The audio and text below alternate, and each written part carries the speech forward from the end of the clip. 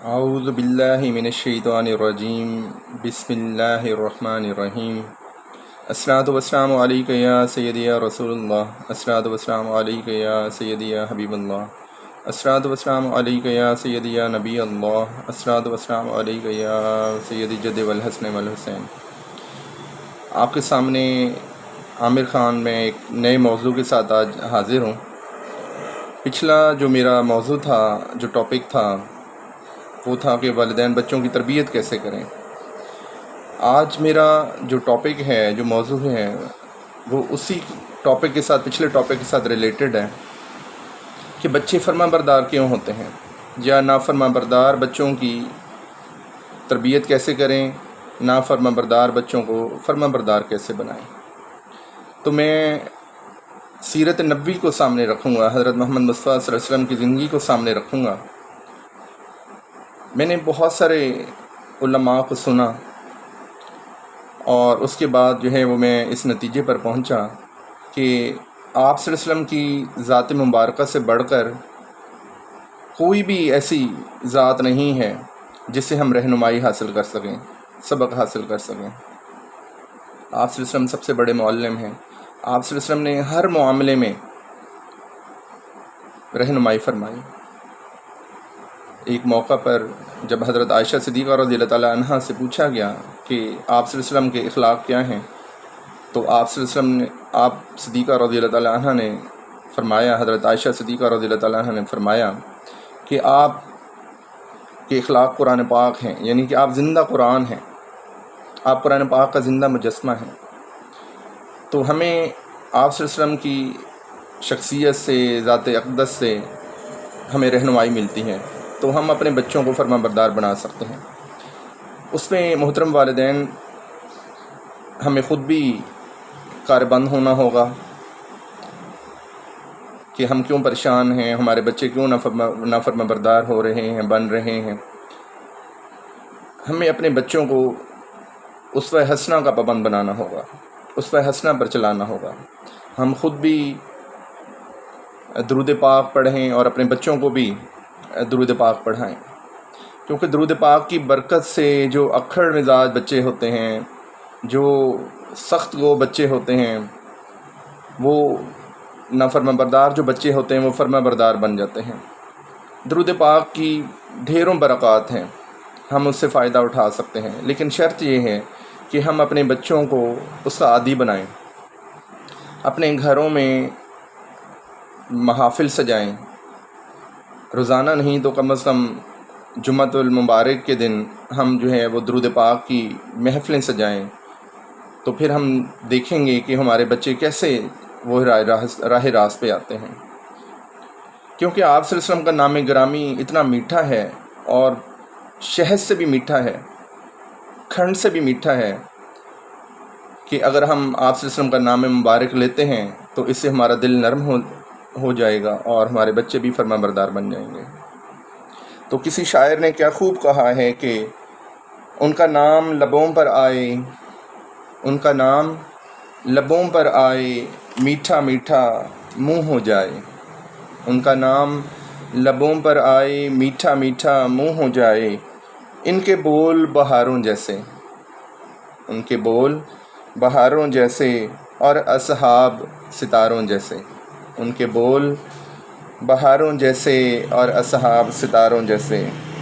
ان سا اور نہ کوئی، ان سا اور نہ کوئی، ان سے بچھڑ کے لکڑی روئی۔ جب وہ سیر کو جایا کرتے، بادل سر پہ سایہ کرتے۔ اور ایک ہمارے پنجابی کے بہت اچھے شاعر کہ تینوں میں سینے دی ٹھنڈ آکھاں، یعنی کہ جو پنجابی شاعر ہے وہ آپ صلی اللہ علیہ وسلم کی تعریف بیان کر رہا ہے، اور اس کو اپنے اشعار میں بیان کر رہا ہے کہ تینوں میں سینے دی ٹھنڈ آکھاں، شہد گلاب تے کھنڈ آکھاں۔ تینوں میں سینے دی ٹھنڈ آکھاں، شہد گلاب تے کھنڈ آکھاں۔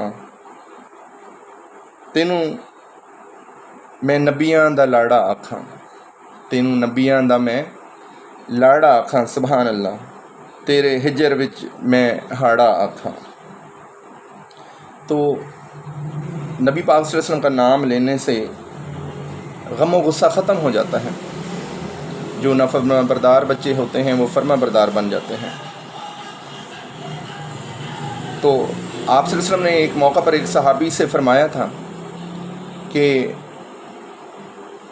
اللہ تعالیٰ جو ہے اور اس کے نبی اس بندے کو پسند کرتے ہیں جس کے اندر جو ہے نا 2 خوبیاں ہوتی ہیں. یعنی وہ حلیم ہو. حلم جو ہے، حلم کا مطلب کیا ہوتا ہے؟ یعنی کہ اس کے اندر بردباری ہو اور برداشت ہو.